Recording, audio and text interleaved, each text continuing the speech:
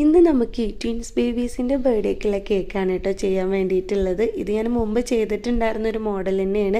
Customer colour മാത്രമേ change ആക്കാൻ വേണ്ടിയിട്ട് പറഞ്ഞിട്ടുണ്ടായിരുന്നുള്ളൂ. ഏറ്റവും റിസ്ക് ഉള്ളൊരു കാര്യം എന്താണെന്ന് വെച്ചാൽ ഈ ഒരു ബേസിലേക്ക് നമ്മൾ ഈ ഒരു 2 കേക്കും എടുത്ത് വെക്കേണ്ടതുണ്ട്.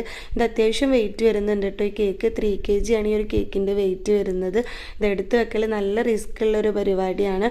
പിന്നെ നമ്മളിത് കസ്റ്റമർ കൊണ്ടുപോകുന്നതിൻ്റെ കുറച്ച് മുമ്പായിട്ടാണ് കേട്ടോ ഇങ്ങനെ സെറ്റ് ചെയ്യാറുള്ളത്. ബേസ് അത്യാവശ്യം നല്ല വലുപ്പമുള്ളതോട്ട് തന്നെ ഫ്രിഡ്ജിലൊന്നും വെക്കാൻ പറ്റില്ല.